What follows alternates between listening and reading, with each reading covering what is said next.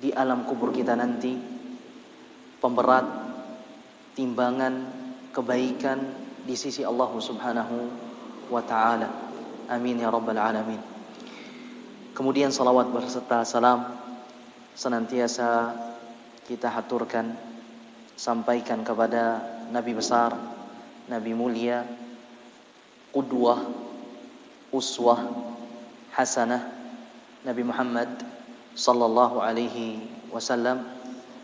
Juga salawat beriring salam senantiasa terhaturkan kepada segenap keluarga beliau, para sahabat beliau, serta orang-orang yang senantiasa istiqamah di atas tuntunan beliau hingga akhir masa nanti. Para ikhwah rahimani Allah wa iyyakum ajma'in.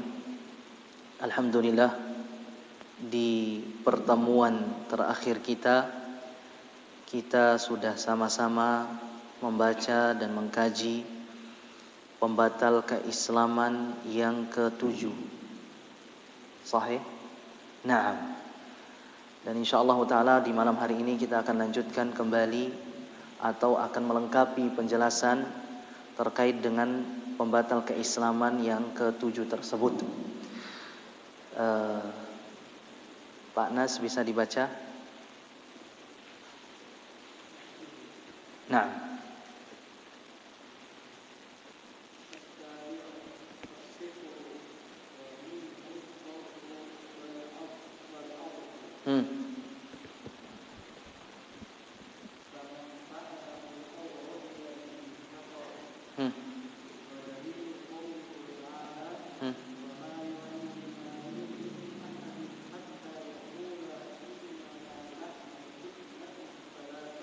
Nah, ahsan.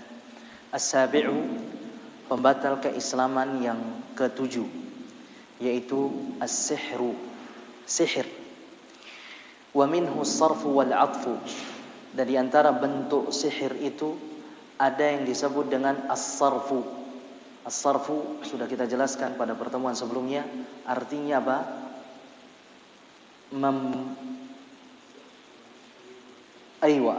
Membuat dua sepasang suami istri berpisah, bercerai. Awil 'atfu, dan di antara bentuk sihir juga ada yang disebut dengan apa? Al-'ataf. Apa itu al-'ataf?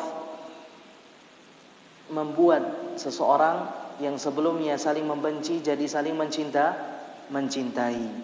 Dan ini di antara bentuk dari sihir.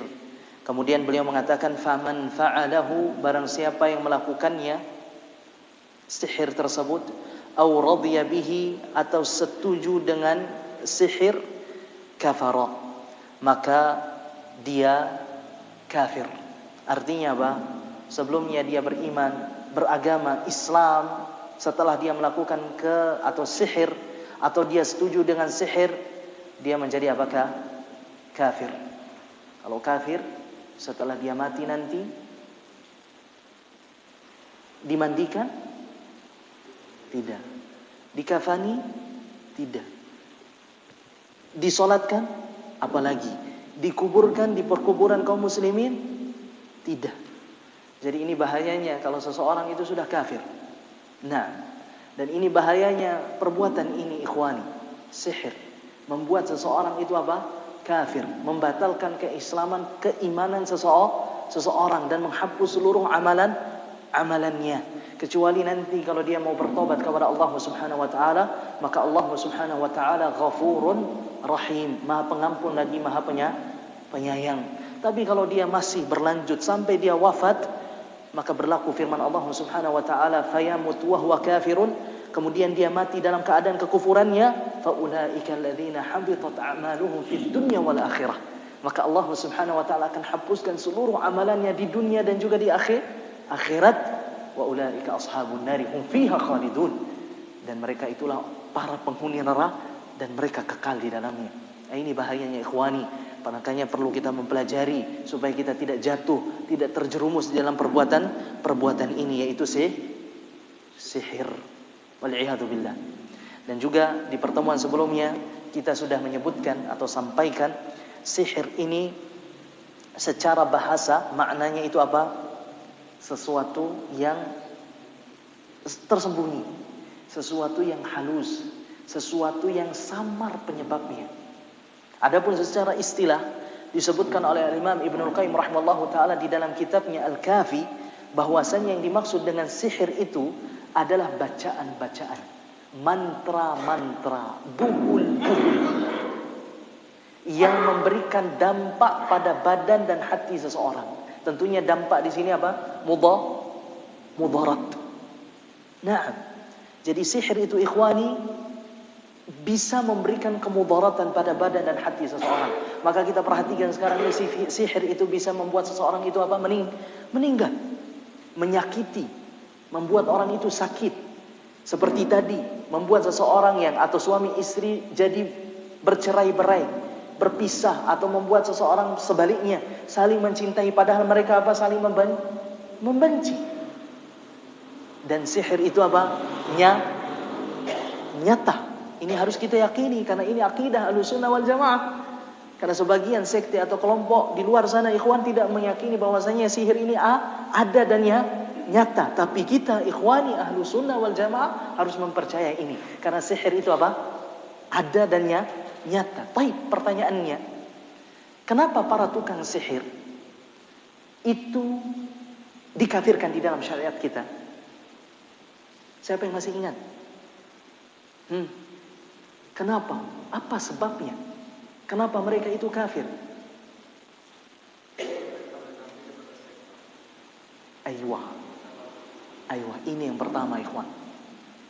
Atau sebelumnya kita sebutkan yang pertama kemarin apa? Mereka apa istilahnya sok tahu perkara gaib. Sebelum kita masuk nanti ke yang disampaikan oleh Abah.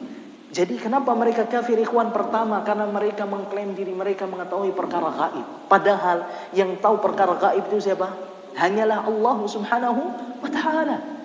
Mereka mengklaim bahwasanya mereka tahu apa yang akan terjadi di masa yang akan datang. Mereka tahu nasib seseorang, jodohnya, rezekinya, atau mereka mengklaim dirinya tahu di mana barang yang hilang itu. Padahal Allah Subhanahu wa taala telah tegaskan di dalam Al-Qur'an, di dalam surat Al-A'raf. Allah katakan, katakan ya Muhammad, la ya'lamu man fis samawati wal ard. Tidak ada yang mengetahui baik yang ada di langit. Siapa yang ada di langit? Para malaikat. Para malaikat Adakah di antara mereka yang mengetahui perkara gaib? Tidak ada. Wal ard, dan juga yang ada di bumi, siapa mereka?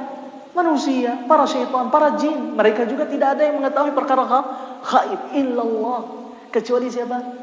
Allah subhanahu wa ta'ala. Jadi kalau mereka mengklaim diri mereka jemaah mengetahui perkara gaib, berarti mereka telah menyamakan diri mereka dengan siapa? Allah subhanahu wa ta'ala. Dan ini termasuk kesyirikan. Nah, jangankan seseorang itu mengklaim, orang yang mempercayai saja mereka itu bisa jadi jatuh pada kesyirikan. Bahkan itu adalah kesyirikan. Antum masih ingat sabda Rasulullah SAW, "Man ata kahinan aw arrafan," barang siapa yang mendatangi tukang sihir, dukun, aw arrafan, atau tukang ramal, fasa'alahu, kemudian dia bertanya dan mempercayai, membenarkan apa yang disampaikan oleh tukang dukun atau tukang sihir tersebut. Apa kata Rasulullah? Faqad kadzdzaba bima nuzzila ala Muhammad, atau di dalam riwayat yang lain, faqad kafara bima nuzzila ala Muhammad, maka sungguh dia telah kufur terhadap apa yang diturunkan kepada Nabi Muhammad sallallahu alaihi wasallam, yaitu Al-Qur'an. Jangankan kita mempercayai apa yang mereka sampaikan jemaah, sekedar kita mendatangi saja itu termasuk dosa besar. Apa kata Rasulullah? Lam tuqbal lahu salatun 40 lailah. Allah tidak akan menerima salatnya berapa malam? 40 malam. Karena di zaman dulu jemaah sekalian, ya, yang terjadi itu mereka mendatangi. Kalau sekarang ini luar biasa, lebih mudah lagi. Ya, sekarang dipertontonkan di televisi itu jemaah sekalian, para dukun, tukang sihir. Iya dah. Nah, kalau kita sengaja tonton itu jemaah sekalian, maka kita juga termasuk ke dalam ancaman yang disampaikan oleh Rasulullah SAW. Tidak diterima 40 malam salatnya jemaah. Wal'iyadzubillah. Nah, jadi sekali lagi ini sebab yang pertama kenapa tukang sihir itu kafir. Karena mereka mengklaim dirinya sok tahu tentang perkara gaib, padahal mereka tidak tahu. Kemudian sebab yang kedua, ikhwani jemaah sekalian rahimani Allah wa iyyakum ajma'in, sebagaimana yang disampaikan oleh beliau tadi, para tukang tukang sihir, dukun dan lain sebagainya jemaah sekalian, kenapa mereka bisa mendapatkan atau bisa mempraktekkan ya praktek-praktek perdukunan itu jemaah sekalian? Karena mereka sudah melakukan melalui tahapan-tahapan kesyirikan. Nah, tidak mungkin syaitan itu mau menolong mereka jemaah sekalian kalau mereka itu sebelumnya sudah menghambakan dirinya, memperbudak, jadi budaknya syaitan.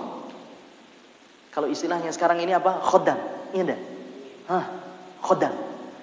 Itu sebenarnya bukan syaitan yang menjadi khodam mereka, tapi mereka yang menjadi khodamnya syaitan, budaknya syaitan.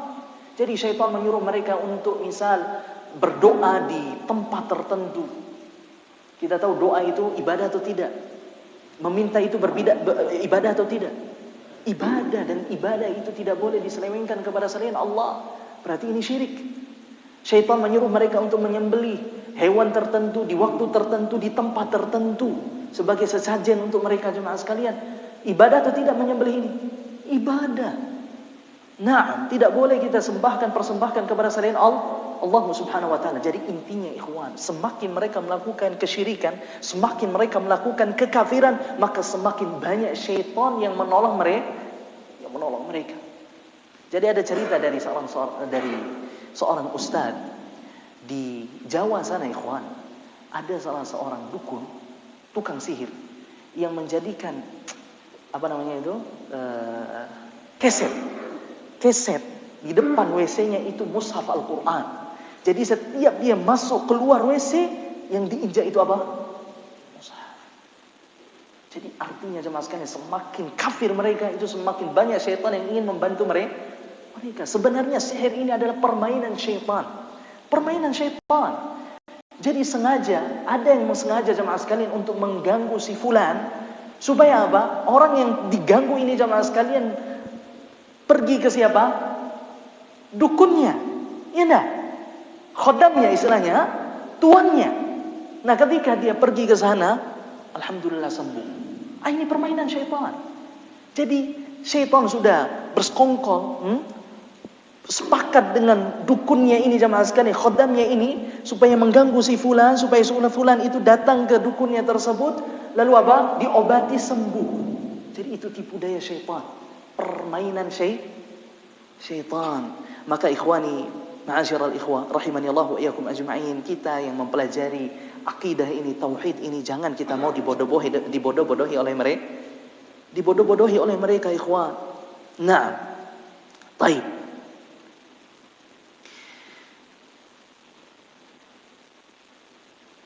Kemudian para ulama kita, termasuk ulama 4 madhab dan seluruh ulama Islam lainnya, sepakat bahwa tukang sihir ini adalah kafir.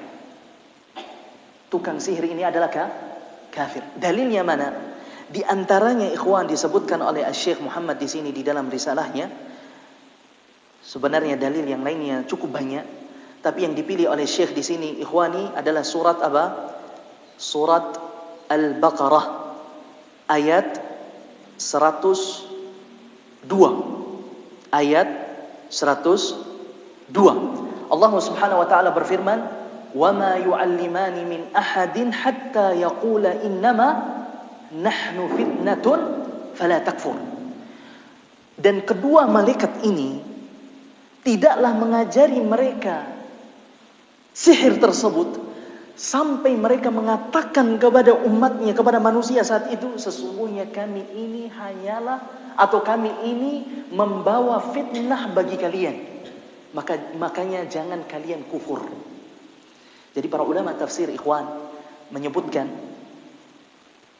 menjelaskan tentang ayat ini, bahwa ayat ini berbicara tentang dua malaikat yang Allah turunkan. Siapa dua malaikat ini? Harut dan Marut, yang Allah turunkan kepada manusia sebagai apa? Fitnah, ujian. Apa ujiannya? Belajar sihir. Artinya, barang siapa yang mempelajari sihir, maka dia kufur, kafir. Barang siapa yang tidak mempelajari sihir dari mereka, maka dia selamat, lolos ujian. Makanya kalau kita perhatikan, Allah Subhanahu wa taala katakan fala takfur, jangan kalian kufur. Artinya jangan kalian mempelajari sihir. Makanya didukung lagi dengan ayat setelahnya, masih di dalam satu ayat, tapi Allah Subhanahu wa taala katakan setelahnya, jemaah, atau sebelumnya, wa ma kafara Sulaiman. Sulaiman tidaklah kufur, akan tetapi apa? Walakinna syayatina kafaru yu'allimuna an-nasa sihra. Namun yang kufur itu adalah para syaitan yang mengajarkan sihir itu kepada manusia. Jadi di antara sebab para syaitan, jin-jin itu kafir, karena mereka mengajarkan apa? Sihir. Oleh karena itu, ikhwani, ketika ada orang yang mengajarkan sihir, mempelajari sihir dan mempraktikkan sihir, mereka itu kafir. Atau bahkan kata para ulama, yang setuju saja, dia tidak mengajari, dia tidak belajar, dia tidak mempraktikkan sihir, tapi dia setuju, tidak menyalahkan perbuatan tersebut, sama, dia juga kafir. Mana dalilnya? Dalilnya tadi, seperti yang kita sebutkan, sabda Rasulullah SAW, yang mempercayainya saja itu apa? Kufur terhadap apa yang diturunkan kepada Nabi Muhammad Sallallahu Alaihi Wasallam. Ada lagi ayat, jemaah sekalian, yang sudah kita sebutkan di pertemuan sebelumnya. Walaupun ayat ini sifatnya berlaku umum, jadi semua kekafiran, bentuk kekafiran, walaupun kita tidak melakukannya, sekedar kita setuju saja, jemaah sekalian, artinya kita tidak menyalahkan, maka kita juga terjerumus jatuh pada perbuatan kekafiran tersebut. Naam, apalagi kalau kita sampai meminta jasa mereka. Lebih-lebih lagi di hari ini, jemaah sekalian, saat-saat pemilu seperti ini, banyak caleg yang datang kepada mereka untuk apa? Menang, supaya apa? Jabatannya tidak digoyang. Nah, atau misalkan ada seseorang laki-laki yang sudah ditolak di mana-mana lamarannya, jemaah sekalian, akhirnya dia datangi siapa? Setuju saja, jemaah sekalian, setuju saja itu apalagi minta jasa kepada mereka, jemaah sekalian. Ayat yang kita maksudkan apa tadi? Firman Allah Subhanahu wa taala di dalam surat apa? An-Nisa. Kata Allah Subhanahu wa taala di dalam ayat yang ke-140, waqad nuzzila 'alaikum atau waqad nazzala 'alaikum fil kitab. Sungguh telah diturunkan kepada kalian di dalam Al-Qur'an, an idza sami'tum ayatillah, apabila kalian mendengar ayat-ayat Allah, yukfaru biha, diingkari, wa yustahza'u biha, kemudian dijadikan sebagai apa? Bahan candaan, bahan olokan, dipermainkan, diperolok-olok, fala taq'udu ma'hum, maka jangan sampai kalian duduk bersama mereka, hatta yakhudu fi haditsin ghairi, sampai mereka memulai pembicaraan, isi pembicaraan itu yang lain. Innakum idza mithluhum, tapi kalau kalian masih duduk bersama mereka, maka kata Allah Subhanahu wa taala, sungguh kalian itu sama seperti mereka. Artinya sama-sama kafir. Jadi perhatikan ini ikhwan. Kalau kita masih duduk bersama orang-orang yang melakukan kekufuran, maka kita sama, dihukuminya di dalam syariat itu sama, sama-sama kafir. Sama-sama kafir. Dari sinilah para ulama kita jemaah sekalian mengambil hukum bahwa tidak bolehnya, haram kita mengunjungi wisata-wisata yang di sana ada kesyirikannya. Tidak boleh. Bahkan seharusnya itu dihancurkan. Tapi ingat, bukan kita yang menghancurkan. Siapa yang menghancurkannya? Pemerintah kita. Nah, itu kewajiban mereka jemaah sekalian. Sebagaimana yang terjadi di zamannya Umar radhiyallahu taala anhu. Umar dulu ikhwan pernah menebang pohon yang di bawahnya itu terjadi bai'atur ridwan. Bayangkan, ditebang oleh Umar pohon tersebut.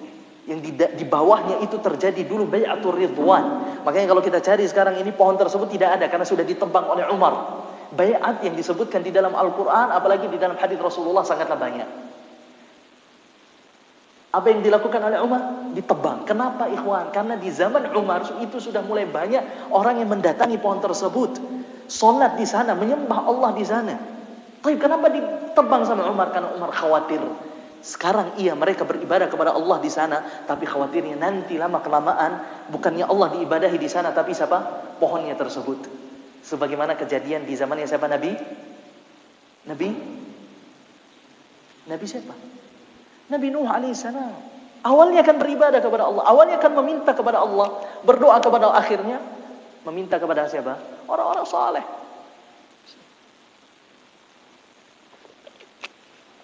Jadi seperti itu ikhwan. Jadi sekali lagi, tidak boleh kita hadir duduk bersama orang-orang yang melakukan kemungkaran, apapun itu ikhwan, kecuali kalau kita hadir dengan satu tujuan, untuk menasehati, untuk mencegah, untuk melakukan amar ma'ruf nahi mungkar. Kalau selain itu ikhwan, tidak boleh hadir. Faham tuh? Karena kata Allah Subhanahu wa taala apa tadi di ayatnya? Innakum idza mithluhum. Kalau kalian tetap mau duduk bersama mereka, berarti kalian itu sama seperti mereka. Nah, baik. Jadi yang kita sebutkan tadi ikhwan, para ulama kita sepakat bahwasannya para tukang sihir, dukun atau semisal mereka itu semuanya kafir.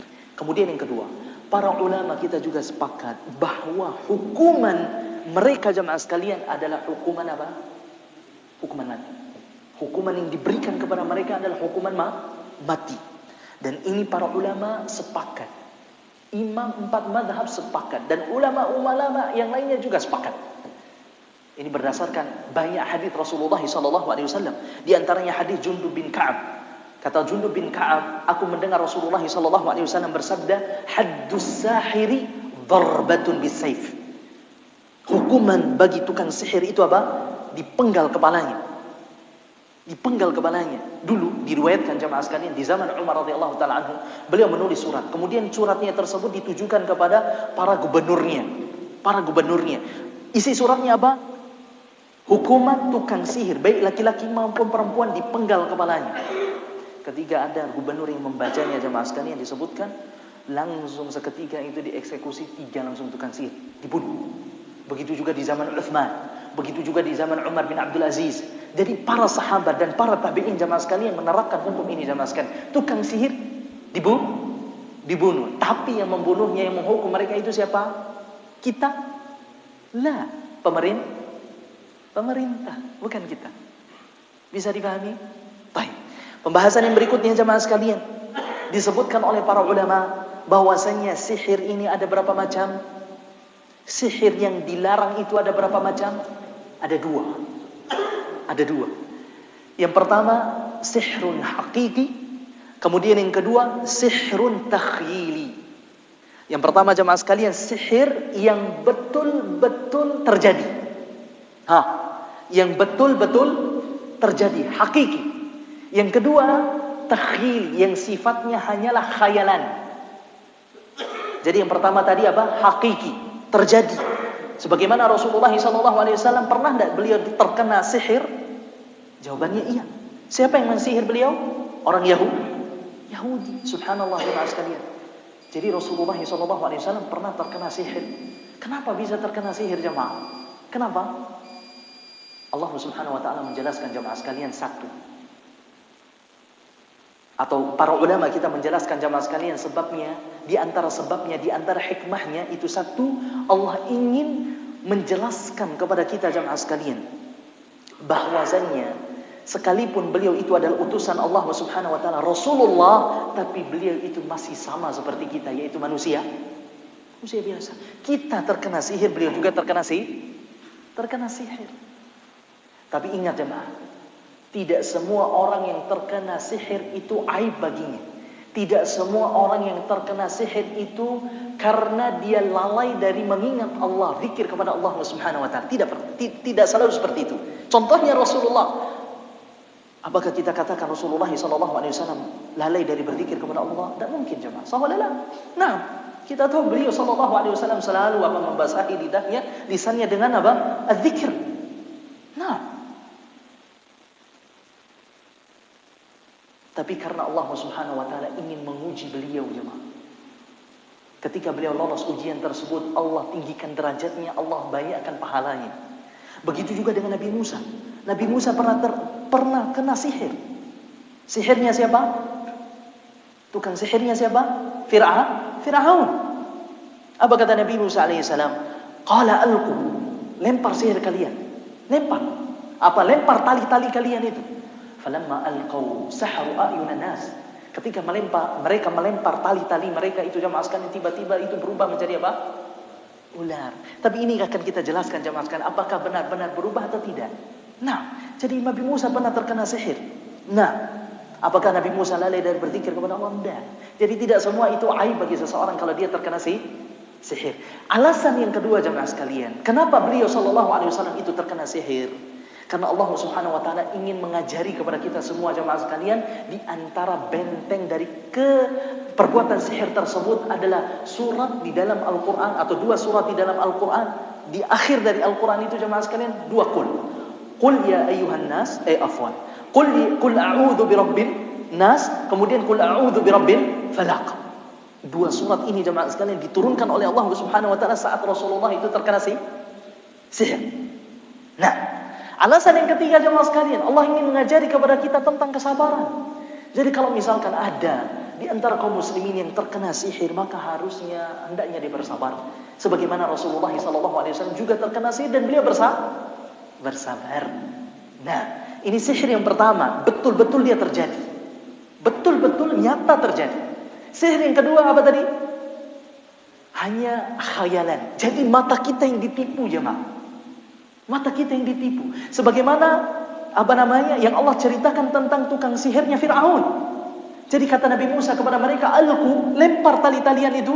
Falamma alqu, ketika mereka melempar jemaah sekalian, sahru ayunan nas.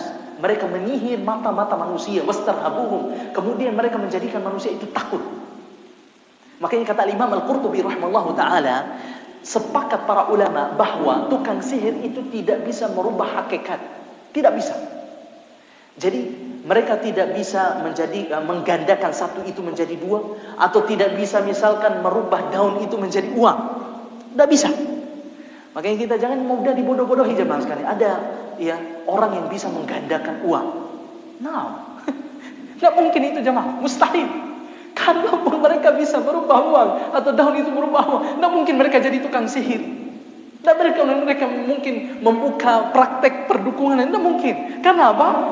Tinggal berubah saja itu menjadi uang. Kemudian mereka apakah? Kaya. Kan itu jemaah. Nah, Jadi mustahil itu terjadi, ikhwan. Mustahil. Nah, jadi yang disihir itu apa? Apa tadi? Nah, mata-mata yang melihatnya jemaah. Dulu ada disebutkan oleh Imam Al-Bukhari di dalam kitabnya sahihnya jemaah. Nah, adzan dulu jemaah. Fadhal.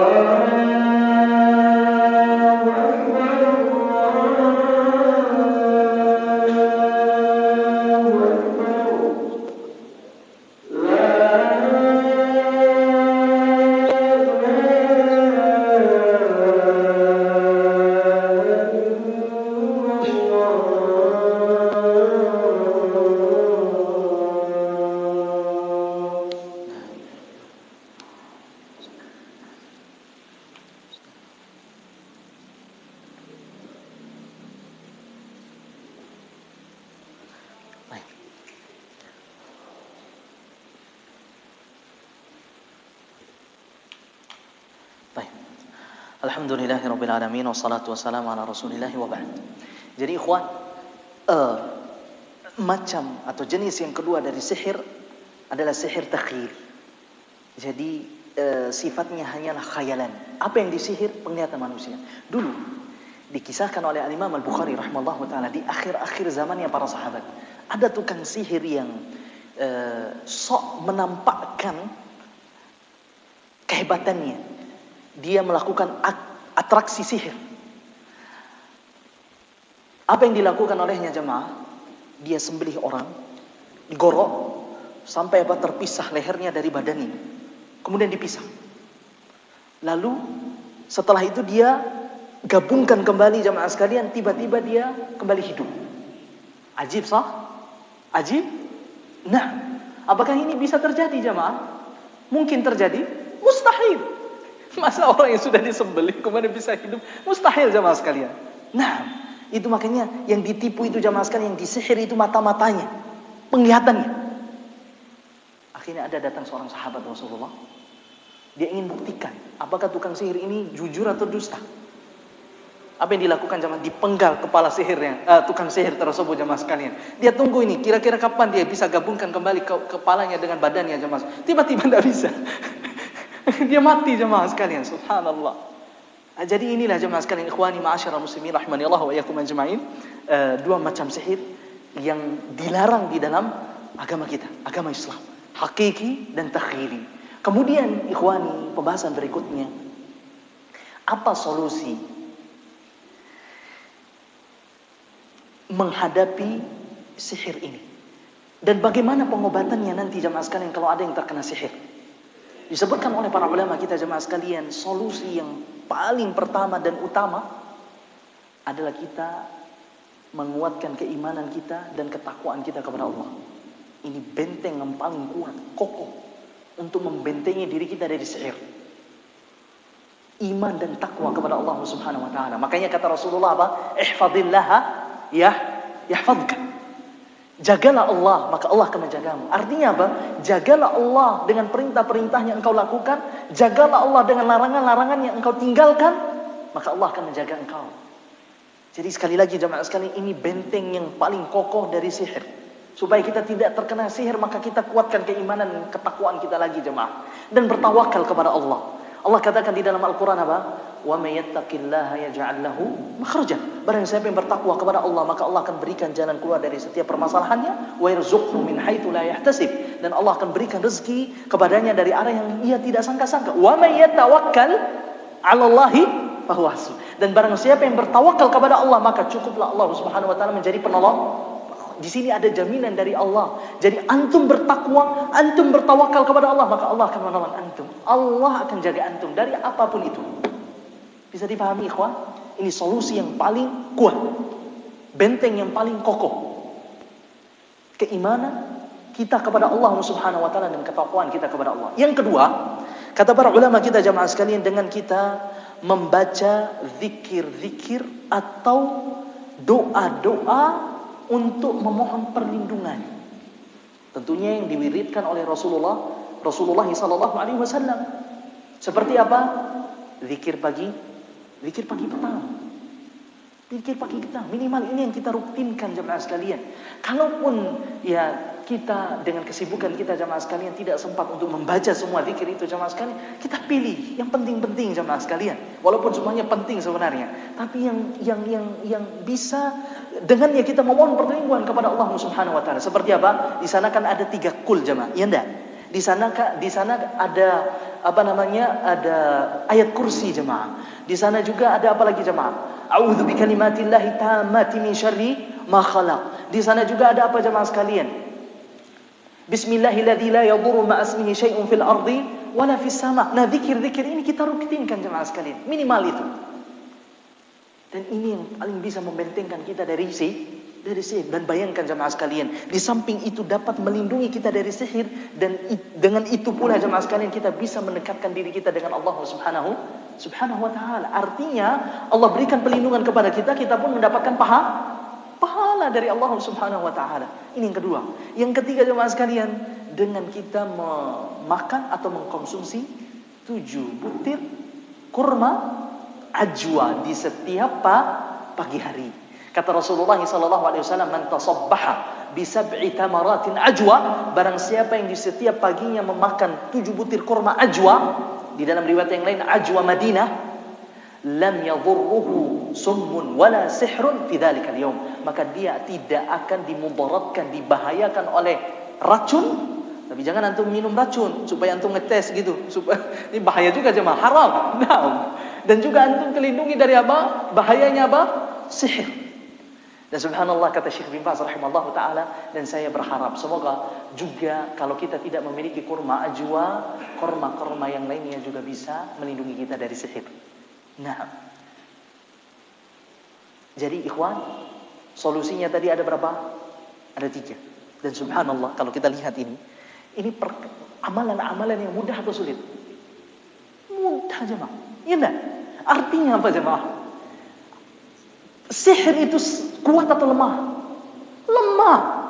Lemah kalau dia berhadapan dengan Allah Subhanahu wa taala. Makanya kita ini meminta kepada mereka tukang sihir itu untuk tidak mencihir kita. Itu salah jemaah. Karena apa? Sihir itu lemah atau kuat? Lemah. Dan juga anak ingatkan ini. Misalkan sering terjadi jemaah sekalian, mereka yang ingin senangi misalkan lawan jenisnya, makanya mereka istilahnya mereka itu pakai susuk. Nah, mereka pakai susuk, haram. Kemudian kalau mereka ingin bertobat kepada Allah Subhanahu wa taala, apakah mereka harus cabut susuk tersebut? Tidak boleh, haram. Tidak boleh. Itu sama saja mereka melakukan kesyirikan lagi. Ya sudah, kalau bertobat kepada Allah Subhanahu wa taala tinggal taubat saja, tinggalkan jemaah. Jadi sekali lagi jemaah sekalian, jangan kita takut kepada mereka. Jangan kita takut kepada mereka karena mereka hakikatnya itu lemah. Yang pertama tadi apa? Bertakwa, beriman kepada Allah. Yang kedua, rutinkan tadi zikir-zikir, bacaan-bacaan yang diajarkan oleh Rasulullah SAW. Yang ketiga, mengkonsumsi kurma ajwa 7 butir setiap pagi. Baik jamaah sekalian, kalau sekarang kita sudah terkena sihir, bagaimana cara kita mengobatinya? Disebutkan oleh Syekh bin Baz rahimahullah ta'ala di dalam risalah beliau, Hukmus Sihr wal Kahanati wa ma yata'allaqu biha. Ana ringkaskan jamaah sekalian. Yang pertama, caranya itu jamaah sekalian, kalau kita sudah terkena sihir, hendaknya dia membaca doa-doa wadzikir dan zikir-zikir yang terdapat di dalam Al-Quran dan hadits Rasulullah SAW. Artinya apa? Diruqyah. Ini yang pertama caranya. Apa saja doa yang dibacakan jamaah? Di antaranya kata Syekh rahimahullah ta'ala, doa Rasulullah SAW, Allahumma rabban nas adhibil ba's ishfihi wa anta syafi la shifaa illa shifauk shifaan la yughadiru saqama. Hafal ini jemaah. Ya Allah, Rabbnya manusia, hilangkanlah atau sembuhkanlah penyakitnya. Ishfihi, sembuhkanlah ya Allah. Wa anta syafi, karena engkau adalah zat yang maha menyembuhkan. La shifaa illa shifaa, sungguh tidak ada kesembuhan kecuali yang datang dari engkau ya Allah. Shifaan la yughadiru saqama, kesembuhan yang tidak menyisakan penyakit sedikit pun. Atau misalkan disebutkan oleh Syekh ini jamaah sekalian, kita membaca ruqyahnya Jibril kepada Rasulullah SAW ketika beliau terkena sihir. Apa itu? Bismillahi arqiq, dengan menyebut nama Allah saya meruqyahmu. Min kulli syai'in yu'dhik, dari setiap segala sesuatu yang menyakitimu. Min syarrin kulli nafsin aw ainin hasid, dari setiap keburukan atau dari keburukan setiap jiwa dan juga mata yang hasad. Allahu yashfik, semoga Allah Subhanahu wa taala menyembuhkanmu. Bismillahi arqiq, dengan menyebut nama Allah saya meruqyahmu. Itu ruqyahnya Nabi Jibril, malaikat Jibril kepada siapa? Rasulullah sallallahu alaihi wasallam. Jadi ini tolong dihafal jamaah sekalian. Apapun penyakit kita jamaah sekalian, kita pegang kemudian kita ruqyah seperti itu. Allahumma rabban nas adhibil ba's ishfini wa anta syafi la shifaa illa shifauk shifaan la yughadiru saqama. Kemudian kita baca tadi ruqyah tadi yang dibacakan oleh Jibril kepada Rasulullah sallallahu alaihi wasallam. Nah, kemudian jamaah sekalian, berikutnya cara yang kedua jamaah sekalian, cara ruqyah yang kedua, kita mengambil 7 lembar daun bidara. Dan kata para ulama kalau bisa yang masih hijau. Diambil, kemudian ditumbuk-tumbuk, lalu dicampurkan ke air. Baik. Air tersebut jemaah sekalian dibacakan doa-doa tadi, doa-doa ruqyah, dan dibacakan ayat-ayat sihir. Ayat-ayat apa? Ayat-ayat sihir. Mana saja ayat-ayat sihir itu jemaah sekalian? Pertama, di dalam surat Al-A'raf ayat yang ke-117 sampai 119. Kedua, di dalam surat Yunus ayat yang ke-79 sampai dengan ayat yang ke-82. Ketiga, di dalam surat Toha ayat yang ke-65 sampai dengan ayat yang ke-69. Jadi ayat-ayat ini jemaah sekalian berbicara tentang sihir dan kerugian mereka. Kerugian tukang sihir. Jadi air tersebut dibacakan doa-doa tadi, kemudian ayat-ayat tadi jemaah sekalian, lalu air tersebut diminumkan kepada orang yang sakit, yang terkena sihir itu jemaah. Sisanya apa? Untuk mandi atau untuk wudu. Sisanya apa? Untuk mandi dan untuk wudu. Dan subhanallah, kata para ulama kita jemaah sekalian, daun bidara ini sangat bermanfaat bagi sepasang suami istri. Sepasang suami istri yang tidak mau lagi berhubungan, mohon maaf, badan. Karena apa? Itu tanda sihir. Itu tanda sihir jemaah. Atau misalkan dia dibuat saling membenci. Kalau jauh LDRan jemaah sekalian, dia kangen. Tapi kalau sudah dekat jemaah sekalian, dia benci. Itu tanda sihir. Aneh-aneh memang jemaah sekalian. Nah, bidara ini pas insyaallah taala. Dan subhanallah jemaah sekalian, anak pernah coba ini dulu di Mataram jemaah sekalian, pakai bidara ini, dengan izin Allah subhanahu wa ta'ala sembuh. Subhanallah. Nah, jadi apapun jamaah sekalian, ya ada keluarga kita yang sakit, kita sendiri yang sakit, ya coba dengan ini jamaah sekalian. InsyaAllah ta'ala kita akan diselamatkan dari sihir. Ini cara yang pertama, yaitu dengan cara ruqyah. Cara yang kedua jamaah sekalian, disebutkan oleh para ulama, atau disebutkan oleh Syekh bin Baz rahimallahu ta'ala, dengan kita mendapati buhul-buhulnya. Karena tukang sihir itu jamaah sekalian biasa meniup di buhul-buhul tersebut. Makanya Allah Subhanahu wa taala katakan di dalam ayat surat Al-Falaq, min syarrin naffatsati fil 'uqad. Ya, dari keburukan wanita tukang sihir yang meniup sihir tersebut di buhul-buhulnya. Nah, walaupun bukan hanya para wanita saja yang tukang sihir, sekarang juga ada banyak juga yang laki-laki. Tapi dulu jamaah sekalian yang terkenal itu wanita-wanitanya yang tukang sihir jamaah. Sampai sekarang di Saudi itu apa? Banyaknya itu wanita-wanita. Nah, jadi dicari itu buhul-buhulnya jamaah sekalian. Bagaimana kita mendapatinya? Tentunya dengan meminta kepada Allah, meminta pun petunjuk kepada Allah Subhanahu wa taala. Jangan kita tanya ke jinnya. Kan banyak di antara kita yang ruqyah jamaah sekalian karena pengen ngobrol sama-sama jinnya, akhirnya kita ajak bicara, tanya. Jangan jemaah. Nah, karena mereka itu tidak bisa dipercaya, apalagi kalau kata mereka itu jamaah sekalian, sering ana dapat khabar ini. Saya diutus oleh si fulan katanya. Jadi dia ingin mengadu domba dia, keluarga ini dengan keluarga yang di sebelah sana. Nah, jangan mudah dipercaya jamaah. Nah, ada salah seorang ustaz cerita jamaah sekalian, jinnya bilang buhulnya itu di sana di Bima. Nah, setelah dicari di sana ternyata apa? Digali semua itu halaman orang, digali semua jamaah sekalian. Ternyata tidak didapati. Ternyata buhulnya ada di Manggelewa sana. Sudah dia ke sana capek-capek, kemudian dia gali halaman orang. Ternyata di sana ternyata buhulnya jemaah. Jangan dipercayai jemaah, apalagi mereka ini apa? Fasik kan? Ya, ada juga yang kafir, tidak bisa dipercayai. Jadi inilah jemaah sekalian ikhwani, ma'asyiral muslimin rahimanallahu wa iyyakum ajmain, hal-hal yang perlu kita pahami terkait dengan sihir ini, mudah-mudahan bisa dipahami. Moga-moga Allah Subhanahu wa taala juga menyelamatkan kita dari perkara sihir ini ikhwani. Barakallahu fikum. Kita tutup. Subhanakallahumma wa bihamdika asyhadu an la ilaha illa anta astaghfiruka wa atubu ilaika. Assalamualaikum warahmatullahi wabarakatuh.